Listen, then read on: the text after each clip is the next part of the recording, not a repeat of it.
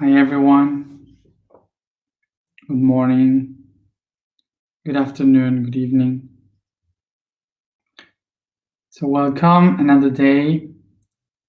Today connected to the root chakra in the mind week of Aquarius. So speaking about today, the topic for today, which is PHEONIX. PHEONIX is a constellation that is only seen in the southern hemisphere, mostly. So, and it is connected to the ancient constellation of the lizard.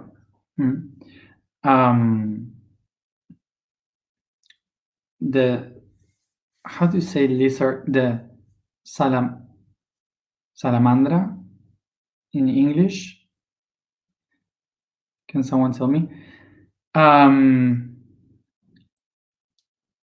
So in such a way, it is connected to the fire. It's a constellation. Salamander. Okay, thank you. So it is the salamander constellation too for the ancients in South America. And of course, it's connected to the fire, the element of fire.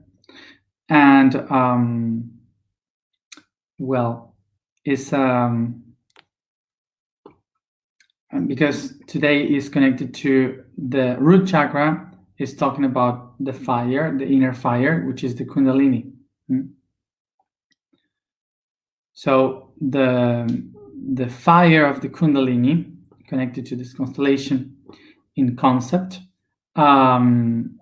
is the one that enlights the fire, so we can burn and we can transform ourselves and to grow back through the ashes. Of course, that today we call it the phoenix because the people that named the stars were explorers in the 15th and 16th century. So they traced the maps of the sky when they were discovering all these lands. So that's why they use Northern mythology to explain about the stars. That's why the way of seeing the stars from the southern hemisphere was lost, of course. Just to begin the story of the phoenix, we have to go back again to the origins of our humanity in agriculture, because it's related to agriculture. As always, as everything we have created in human history. So it's related to what we eat. So the thing is that in all times, and even today, in some countries, some places, what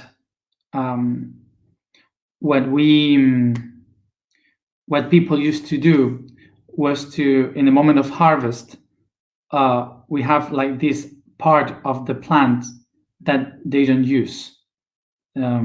So for example, you take the grain, you take the fruit of the plant, and then you put it stubble. Thank you for the word. The stubble. So you put the stubble, which is all the rest of the plants that you are not going to use. You put it in all together in some parts of the field, and then they burn it.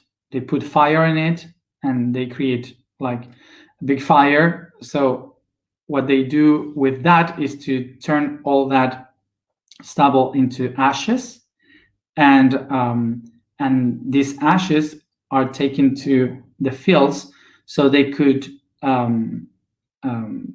put all the minerals of the plants on the ground.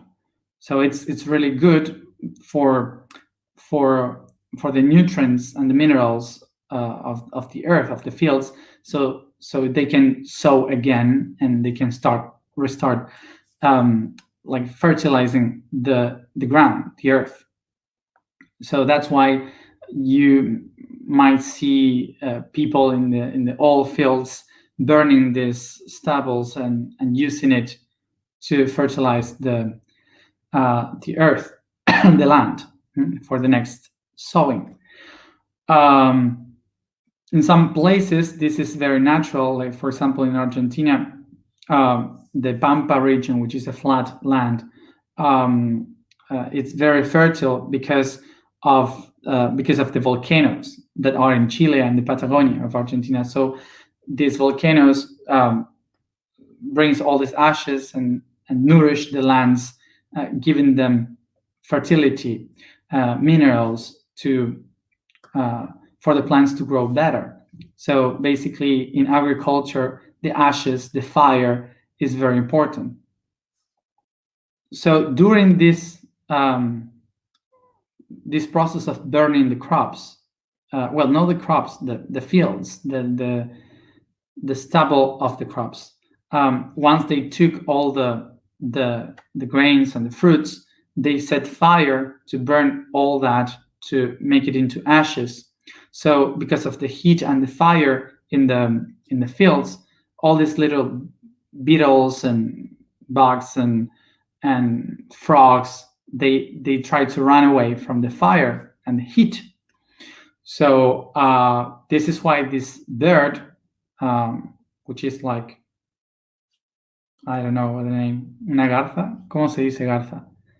Like this bird with a long back and neck, usually went into these fields on fire to eat these animals that were trying to escape the ground. So this symbolism was seen, like this bird was coming in the moments of the fire. And remember, it's the moment when everything used to end to restart the cycle. Okay, Crane, that's the name of. Oh yeah, it's a heron. It's not a crane. It's a heron. So that bird, the heron, was the one coming into the fields and eating those little animals. So they walked in between the fire and they were flying in the flames. So that's why this bird was related in Middle East and Africa were related with the fire and the restarting of the agriculture. Because once you set fire to the things, it means that the cycle ended and a new one began. So that's why they started to relate this bird with the end and the beginning of a new cycle. Then this symbolism started to be taken into the spiritual world. So they started to see the heron as a bird that represented the rebirthing. Like, when we die, we turn into ashes, and once we turn into ashes, we are born again into another body. So we come back like the sun, which is turning into ashes in the horizon into the west, and then rising up as fire into the east. So we started to put this symbol of that bird into the end of every cycle and the beginning of the next one. So this is how in the Mediterranean Sea, Middle East, Africa, and Europe, this bird started to become the symbolism of the rebirthing of and created the symbolism of phoenix, the bird, because phoenix will be now the symbol of coming back again. So everything that dies and turns into ashes, it doesn't mean that it ended. It means that the cycle is going to start again. And all because of agriculture. So as always, everything started because of the cycles of agriculture. This is why I think it's really important to pay attention to the fields, to the farms, because when you look what is happening there, how the things work, you usually would be able to understand all the basis of our spirituality and way of thinking as a human today. So once we understood the origin of this phoenix, let's go into the spiritual concept of the phoenix. So the spiritual concept of the phoenix is that in order to be back, to renew myself, to be born again, the only way to to transcend what I am, to become something different and new, is if I let die everything that happened before. If I allow myself to die. Because when you turn into ashes, all the shapes, all the things that you were attached to, all the beliefs, all the material, the physical things, they just disappear. All the projections that you had of what you were in your environment, they just disappear. The only thing that remains is the spark. It's a spark that enlightens again and turns everything again into fire.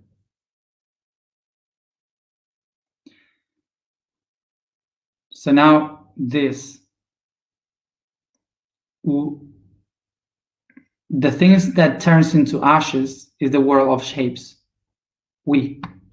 This that I have here, my clothes, my body, my personality, everything that turns into ashes. That's the me, that's the I. That's the ego. The ego is what turns into ashes. And the spark is the am. When the spark lights again, that's the essence. The am is the essence.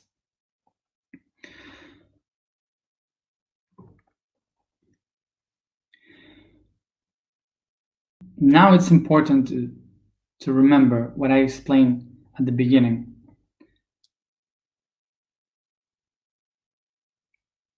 The ego, the ashes, are not something that you just throw away because it's useless.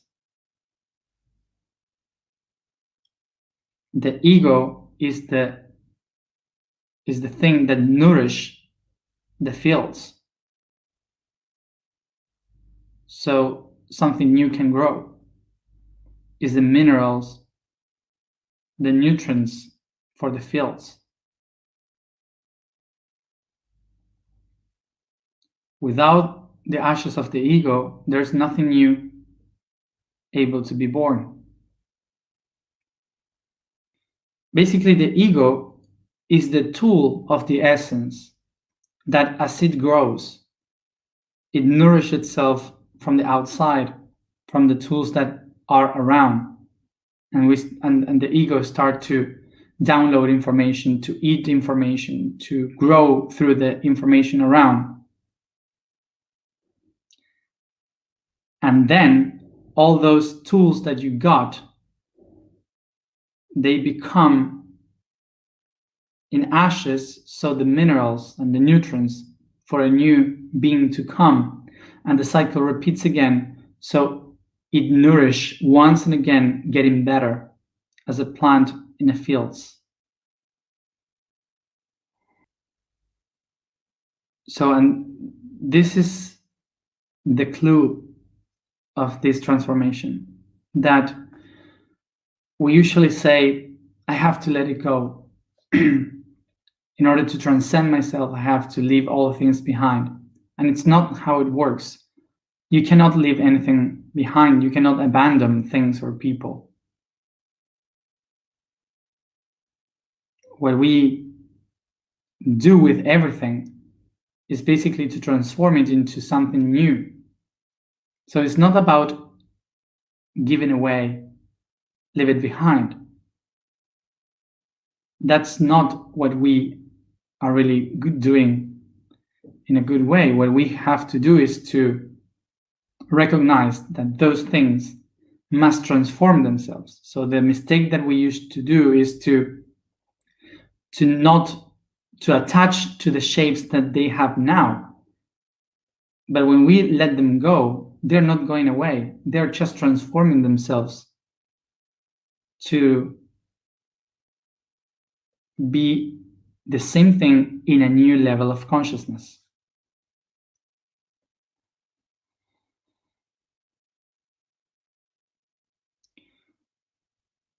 The key to all this is to understand that the process of the phoenix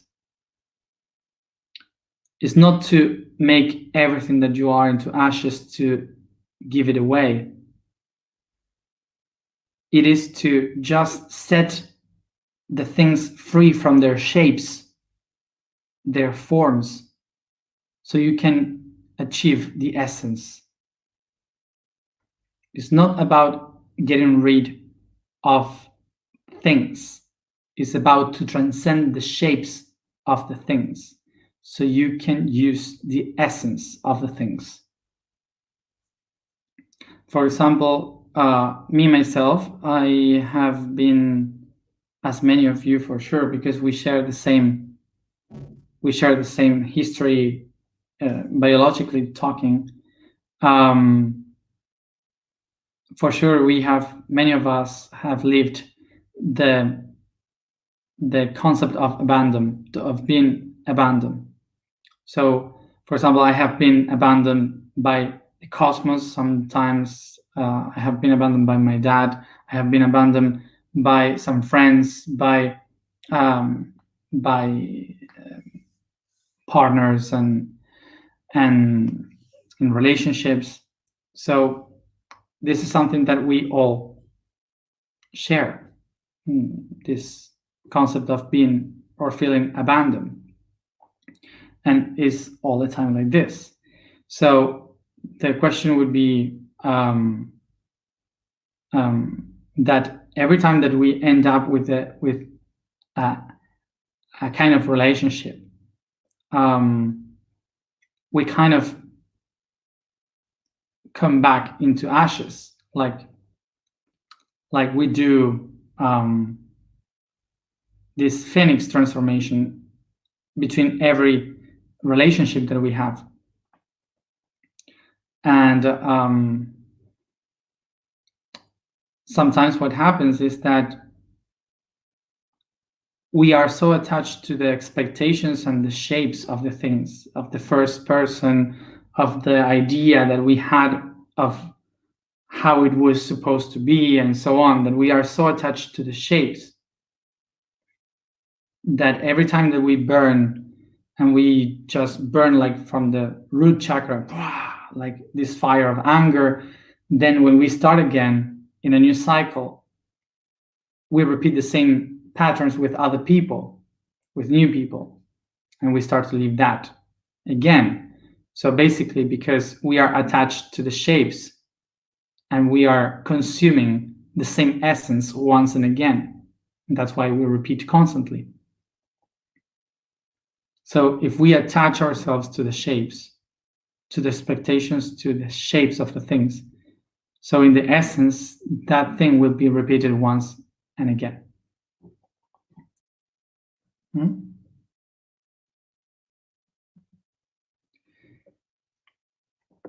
So remember that in Capricorn, we have been creating the basis of a house, the structure of a house. We keep building it, going up.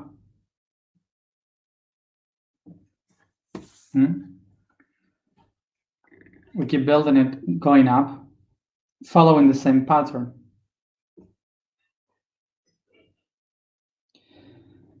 This is the thing that we usually do to follow a pattern. So this structure is the one that takes us inside the house. Yes, inside the box, inside this box. And remember that we have been speaking about the box of the Atlantean times, which is the proticta. So remember that if we keep going with this pattern, the proticta is constantly repeating the same pattern, so the same dimension. So you are not going to be able to leave this pattern. So in order to change the constant repetition of the box, what we have to do is to go away a little bit from the structure of Capricorn into the abstraction of Aquarius. So we could open the box into other dimensions and transform ourselves from the essence. So basically, abstraction comes from the word abs, that means to go out, and tract, that means to bring or to take. So to take something outside the limits, which is to go outside the box. So now, important. Remember, we have been 1 month taking care of the structure. So now don't think that this means to break the box and take the structure out. Abstraction means to get out of the box and to think out of the box, not to break the box.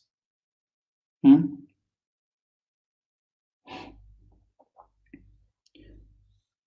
structure is perfect, all good, don't break it.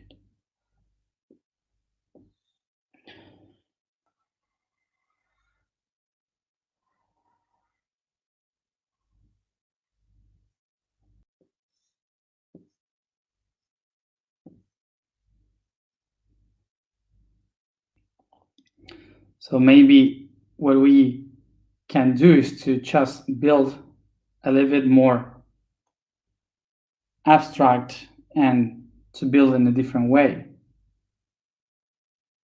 And maybe to follow another kind of patterns.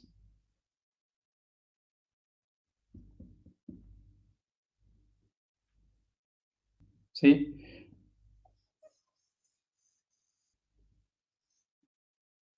So maybe start to find another kind of limits. So it's to start to think about different structures and to open yourself to other possibilities. To start to think out of the box. So now let's follow this example. Imagine that this one here is the column of religion, this one here is a column of family, and this one here is a column of culture. So for example, these 3 columns here, they start to burn and become ashes. But if I have the same pattern of beliefs, I will be building exactly the same. So imagine that the religion stops being religion and it turns into spirituality. It's the same. The family is not more for the blood, but now it's a cosmic family. And now here, instead of government, for example, we have free culture, whatever.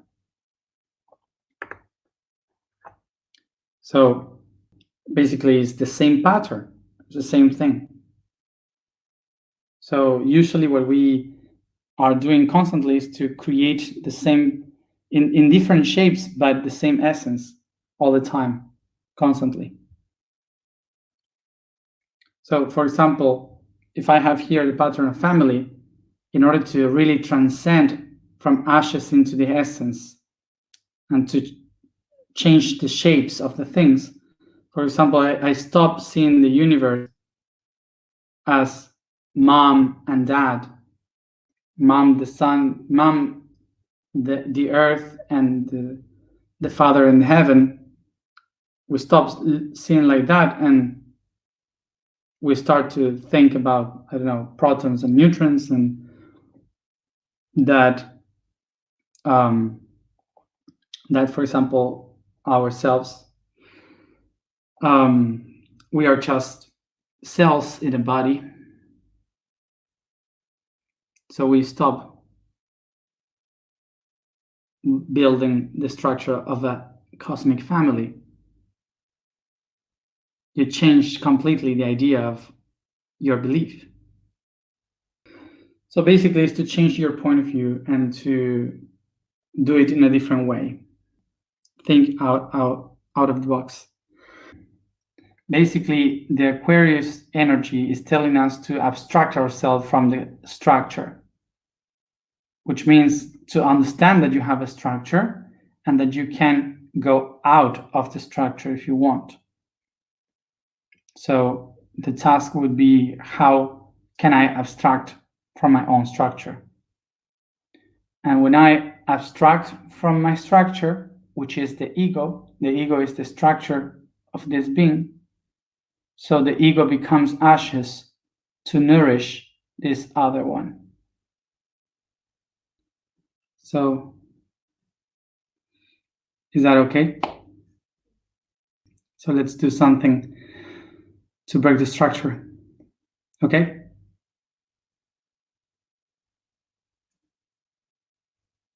Thank you everybody for being here as always. And see you tomorrow at the same time.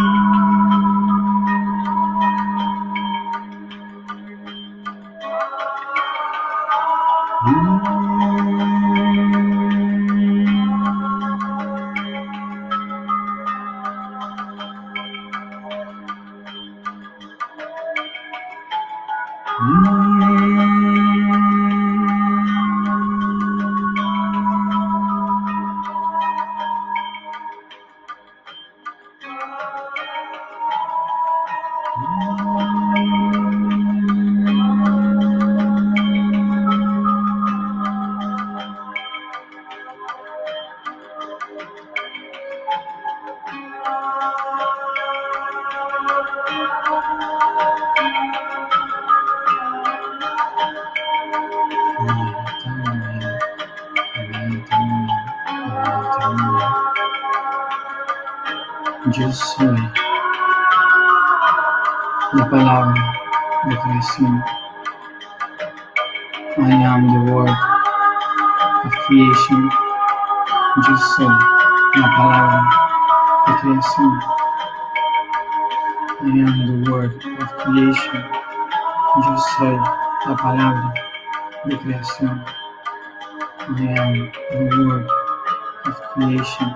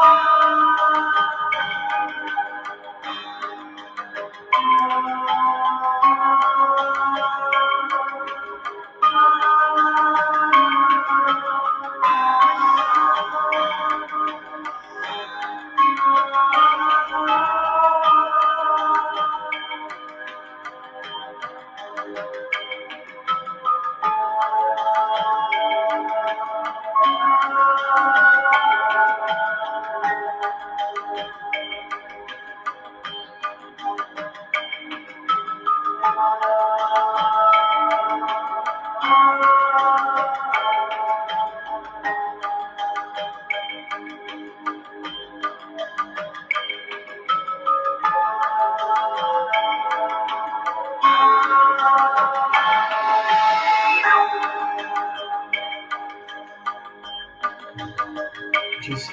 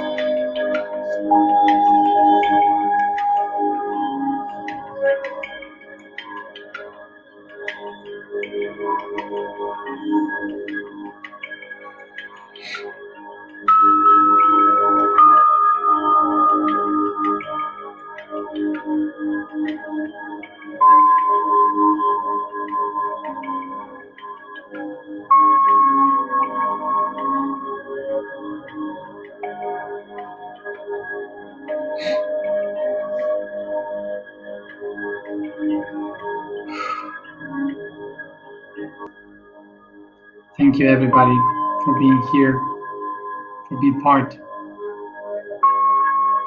And see you tomorrow at the same time.